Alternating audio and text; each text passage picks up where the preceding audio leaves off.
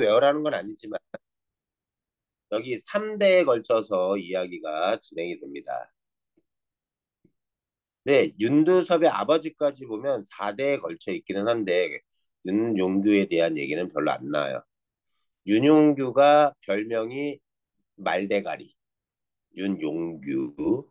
그리고 윤두섭이 윤두꺼비. 이 사람이 윤직원 주인공입니다. 이 사람과 아내 사이에서 윤창식이라고 하는 직원이나 주사는 호칭 같은 거예요. 자, 교양 있는 척하지만 쾌락에 탐닉하는 인물로 부인이 있지만 첩도 이렇게 두고 있습니다. 첩은 2명이나. 윤직원 또한 마찬가지예요. 부인 사이에서 낳지만 여기 과부가 돼서 친정에 와서 살고 있는 딸 그리고 첩 같이 술집 여자 그 사이에서 난 윤태식이랑 15살짜리 아들이 또 있습니다. 윤창식이랑 50살이랑 이걸 다 외울 건 아니야. 그런데 한 15살 되는 애기 기생을 또 만나고 있고요. 근데 이 춘심이가 누구랑도 몰래 만났냐면 저기 멀리 경손이라는 애랑 몰래 만나고 있습니다. 15살. 이거는 시험제 안 나와요. 그냥 보란 얘기예요. 그러면 윤창식 또한 요 사이에서 아들을 둘을 낳는데요. 제대로. 윤두섭이 아들에 대한 기대는 포기했고요. 애진즉에. 손주에 대한 기대를 가지고 있는데 이 종수에 대한 기대도 거의 저버리고 있습니다. 왜냐면 군수가 되기를 원했는데 군수면 요즘으로 따지면 뭐라고 해야 되니? 뭐 경기도 무슨 군 뭐 할 때 그 군을 가리키는 도지사까지는 아니더라도 그런 사람 되기를 원했는데 서기 정도나 하는 일단 좀 비서관 정도나 하는 정도 문서 잡무 처리하는 애. 근데 얘도 뭐예요? 아내와 사이에서 경선이라는 아이를 또 낳죠. 이렇게 따지면 5대에 걸치네요. 근데 핵심은 여기 3대입니다. 이렇게 3대. 그래서 종수를 뭐라고 불러요? 경손애비라고도 부릅니다. 경손애비. 이해됐니? 무슨 얘기인지? 오케이. 근데 종수도 첩을 데리고 있고. 자, 종학.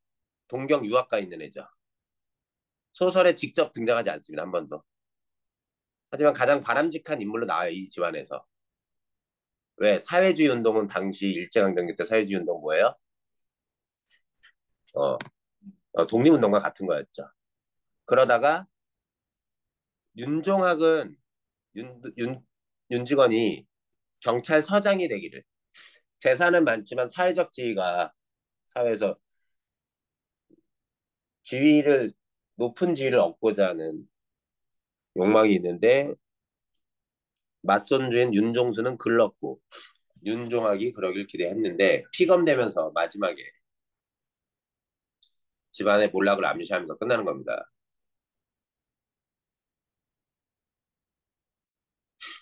윤종학이 결혼했다는 소식은 사실은 잘 안 나오겠지만 어쨌든 결혼했는데 생긴 거 보세요. 생긴 거 묘사된 거 정리. 그래서 윤종학이 어떻게 해요? 자꾸 부인에게 이혼해달라고 편지를 보내. 엔딩 장면에서 긍정적이기만 한 모습이긴 하지만 이런 애예요. 이런 애. 이런 과정에서 이제 내용을 우리 파악해 봅시다. 어떤 자료를 하는 게 낫냐. 줄거리가 좀 나와 있는 내용 정리가 되어 있는 걸로. 어? 문양보가 없지? 있는데? 여기다. 잠시만 어떤 자료가 나는지 좀 보고 시작할게요. 그냥 문제, 줄거리. 그냥 문제만 있네. 자, 여기는 본문을 읽어주고 끝내버릴게. 줄거리 부분에는 줄거리 부분은 크게 정리된 건 없네요. 학교 학습지에서 준 거 그 내용 잘 보시면 될 것 같고 외부 내용은 본문 읽어 나가 보겠습니다. 본문은 여기가 결정적인 부분.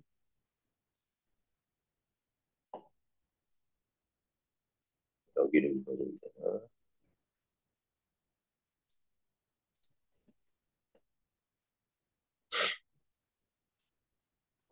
여기가 더 좋겠다. 그러면 태평천하 문제라고 되어 있는 세 번째 프린트 이걸로 할게요.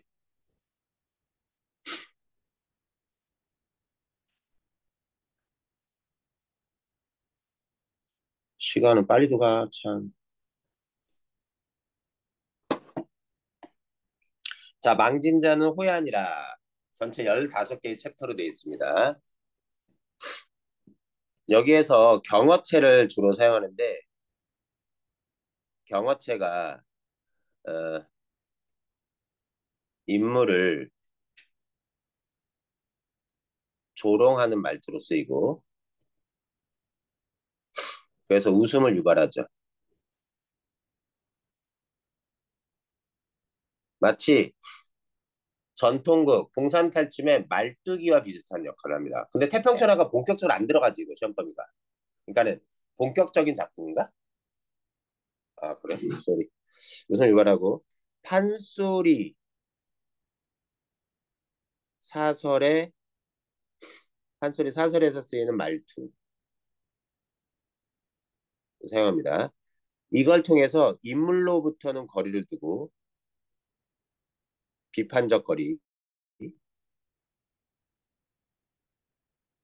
거리를 유지하면서 아, 쟤네 맞다.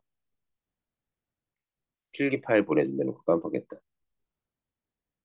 비판적 거리를 유지하고 독자와의 거리감을 가깝게 만들죠.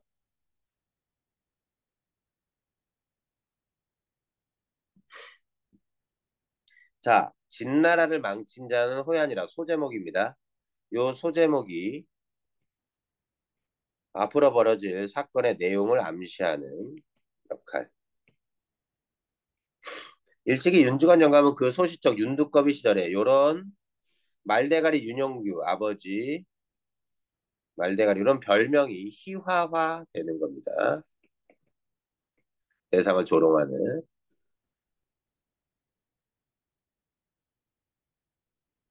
자기에 붙인 윤영규가 화적패 도적들에 의해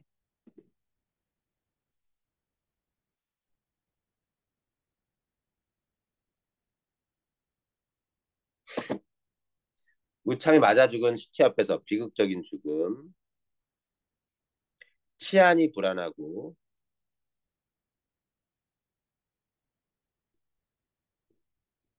비극적 죽음이죠. 어쨌든 아무리 우습게 표현한다 해도 노적이 타늘하고 가만히 같은 게 불타늘하고 화강이 춤추는 하늘을 이놈의 세상 언제나 막아내나 우리만 빼놓고 어서망이라. 자, 부르짖은 적이 있겠다요? 이런 높임법이 이상한 거야. 조롱의 말투예요.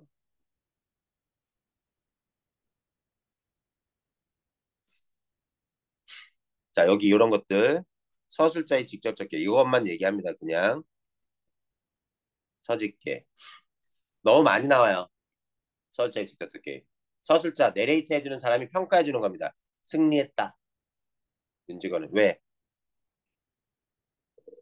재산이 쌓아 부를 축적했기 때문입니다.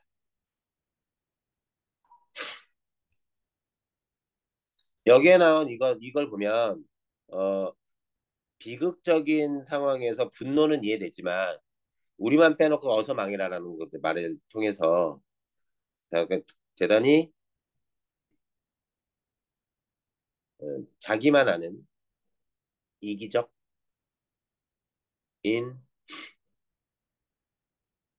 태도를 충분히 짐작할 수가 있습니다. 그러한 반성이 저한 것은 당시 나한테 불리한 세상에 겪고는 저희들 겸하여 웅장한 투쟁에서는 과연 승리를 했겠다요. 이런 웅장한 투쟁에서는 승리를 했다. 반어적입니다. 자, 비꼬는 거예요. 식구들은 다시 현재로 돌아옵니다. 집안 식구들은 시아버지 윤직원 영감이 보기가 싫은 건넌방의 고씨 며느리입니다. 이 고씨가 누구겠어요? 아까 가계도에서 가계도를 보여줄 수 있는 애가 여기 윤창식 아들의 와이프 며느리니까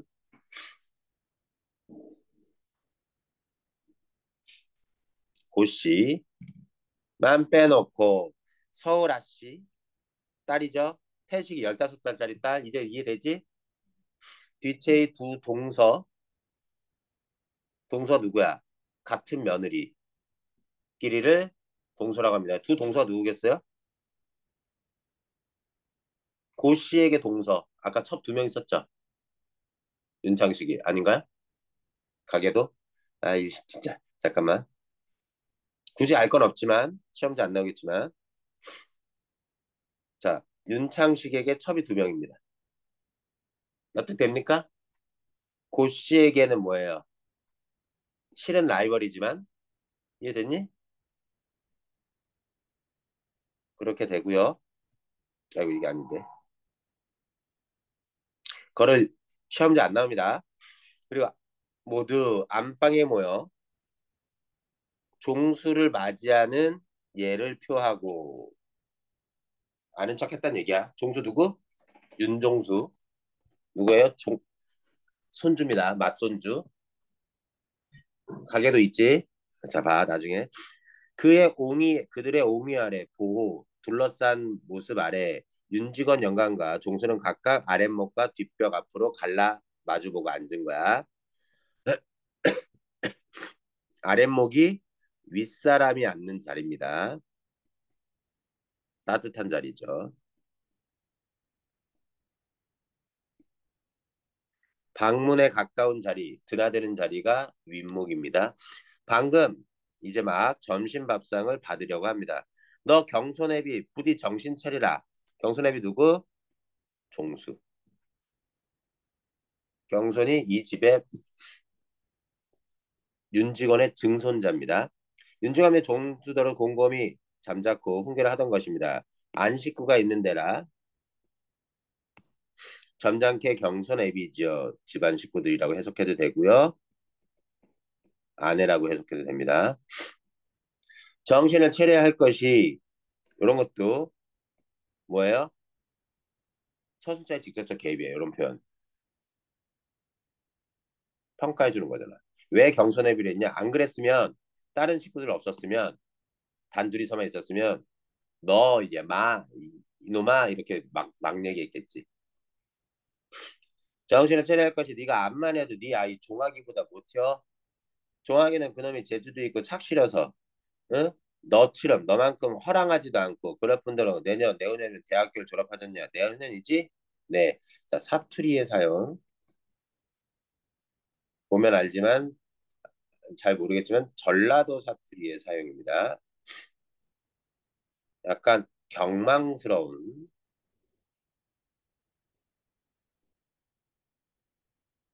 모습을 드러내는 아주 탁월한 사용입니다. 전라도 사투리가 경망스럽다는 게 아니에요.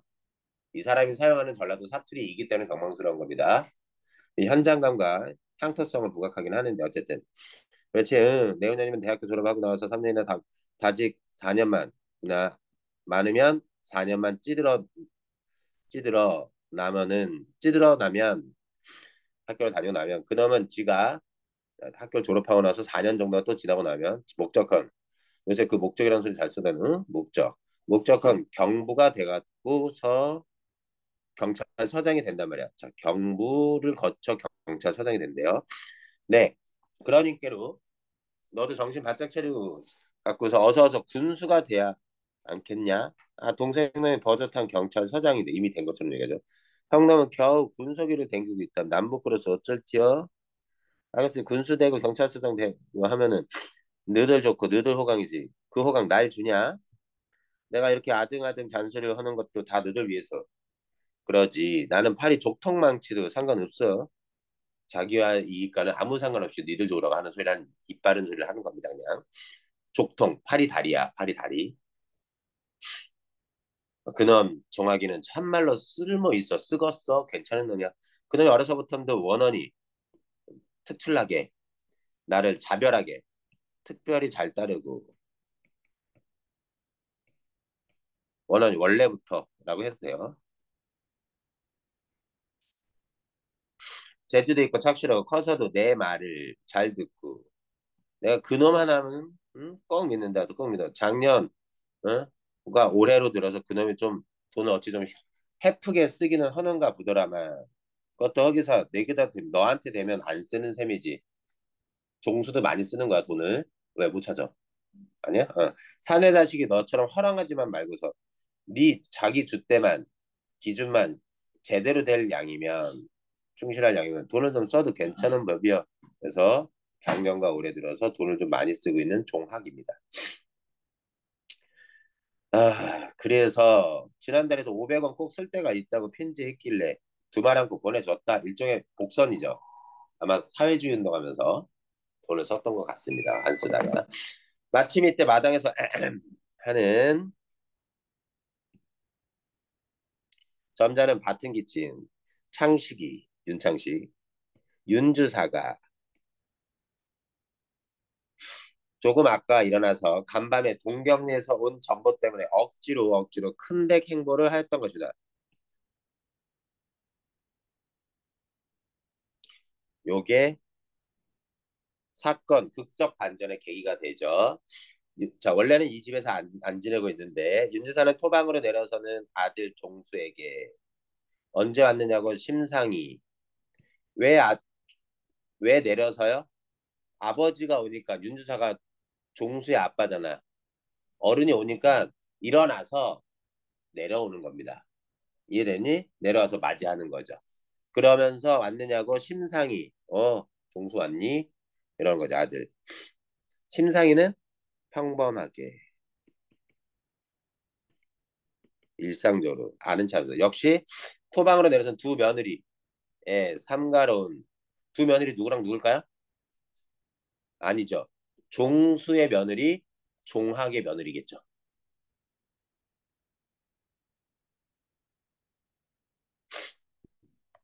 여기 두 동서는 첩이 아닐 수도 있겠습니다. 이거 빼는 게 낫겠다. 여기 두 동서는 그 윤주사의 첩이라고 해석하지 말고 종수의 아내와 종학의 아내라고 보자. 알겠니? 종수의 아내와 종학의 아내 두 며느리.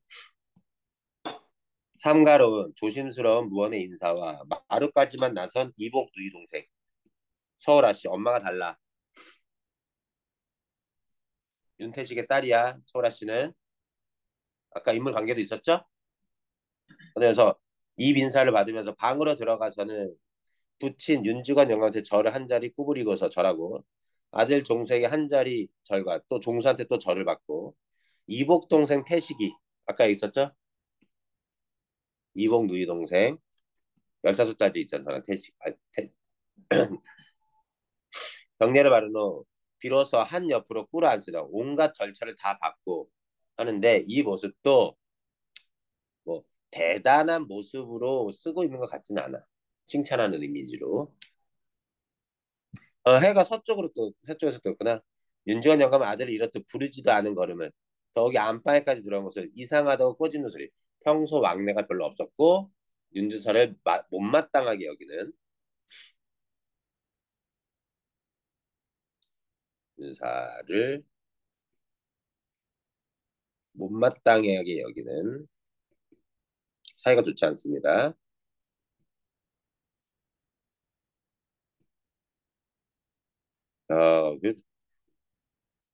상당히 반갑네.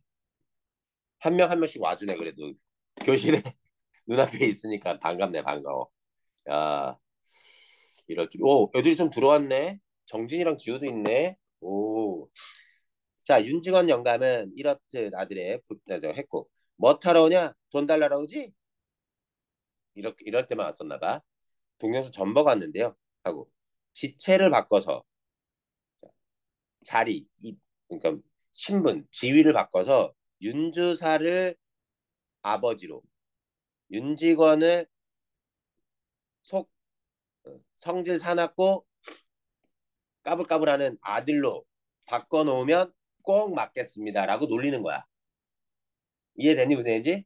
아빠인 윤직원 영감이 되게 경망스럽고 오히려 아들인 윤주사가 오히려 점잖아서 아빠랑 아들의 자리를 뒤바꿔 놓으면 오히려 행동 거지가 딱 들어맞겠다 하면서 윤직원 영감의 경망스러운 태도를 놀리는 거예요. 이것도 서술자의 직접적 개입입니다. 굳이 얘기하지 않 얘기만 할게. 계속 놀려요. 동경서, 전부, 종학이 놈이 강시청에 붙잡혔다고요. 그리고 나서 놀라는 모습. 엉덩이를 쿵 치는 바람에 하마터면 방구들이 내려앉을 뻔. 약간 과장된 표현. 행동을 통해서 심리를 간접 제시합니다. 모여선 식구가 제각각 정도껏 놀란 것도 물론이고 윤전영은 마치 묵직한 멍치로 뒤통수를 얻어맞은 것처럼 정신이 멍해서 입을 벌리고 눈만 휘둥그랬지 한동안 말을 못하고 꼼짝도 않습니다. 이런 것들이 지금 행동을 통한 간접 제시입니다. 잔뜩 쪽을 트이고 앉아. 쪼그려 앉는 거야. 다시. 뭔 소리야? 물어보는 거고. 그놈 동경에서 같이 있는 친구가 친 전복. 종아이가 직접 친 게 아니에요? 윤전 조끼 주머니에서 간밤에 그 전보를 꺼내 부칠한테 올립니다. 윤직원 영감은 테드 전보를 받아 쓱 들여다보더니 커다랗게 읽습니다. 물론 원문은 일본어니까 몰라보고 윤주선의 서사 민서방이 서사 일종의 집사 같은 사람이라 생각합니다. 민서방이 번역한 그대로지요. 자, 무식합니다.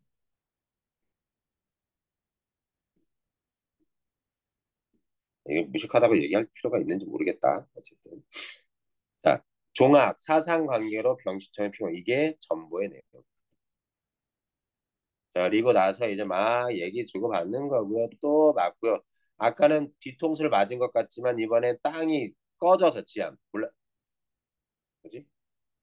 땅 터진 거? 땅이 갑자기 파이는 게 뭐지? 싱크홀? 싱크홀 같은 것처럼 떨어져 아찔했어. 자, 봐. 이 아찔한 감정을 느끼는 게 뭐 때문이다? 종아기의 신상을 걱정해서가 아니야. 걱정 때문이 아니야. 뭐가 무서워? 사회주의를 한다는 그 한 가지 사실이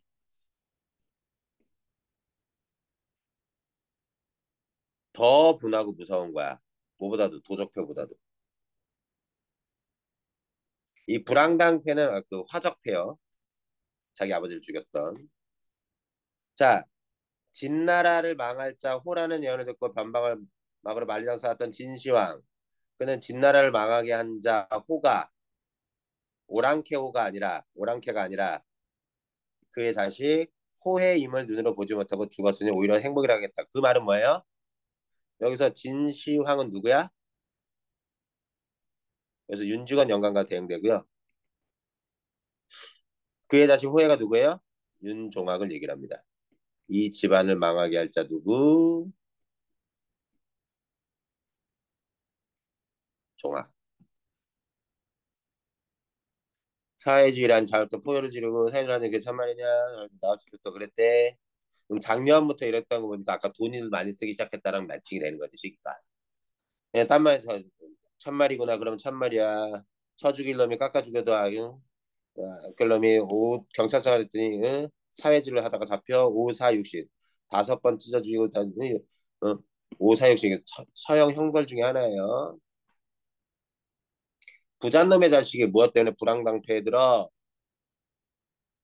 이게 사회주의는 가난한 자나 하는 거라는 인식이 있는 겁니다. 방아는 물을 친 듯이 고요하고 오죽이나 좋은 세상이요. 윤직원한텐 진짜입니다. 글을 읽는 독자한테는 어떻게 느껴져 이게? 반어적으로 느끼는 거죠. 황소가 영각을 하듯 뭐 하고 소리를 지르듯. 자, 공명한 정치, 오죽이나 좋은 세상. 남들은 수십만 명을 병사를 일으켜서 우리 조선을 보호해줘. 미쳐 진짜. 어, 태평천하. 다 반어적입니다. 굳이 안 읽는 이유는 그냥 읽으면 알 거기 때문이에요. 발광이 되는 것이 미치는 것 같대. 미칠 것 같대. 이것도 서술자의 주저주기. 아닌 게 아니라 모여선 가건들, 식구들은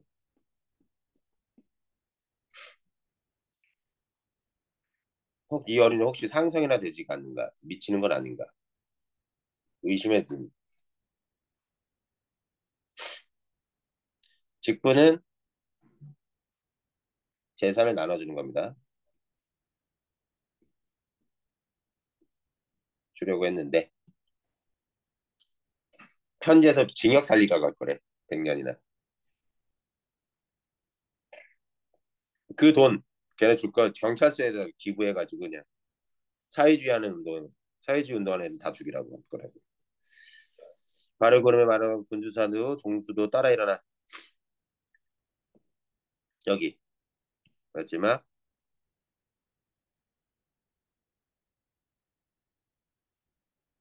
요 마지막 엔딩 부분이 암울한 앞날을 암시하면서 끝납니다. 자, 요 정도로 끝. 와, 떨어졌다. 본문을 읽어줄 줄이야. 본문만 읽어주면 20분 정도 쉬는 건데. 여기까지 또 수업이야. 수고했어. 이따 와라. 공부하러 집에 있지 말고 집에서 공부 안 되니까. 이따 와서 문제 필요한 사람 얘기하세요. 문제 줄게요.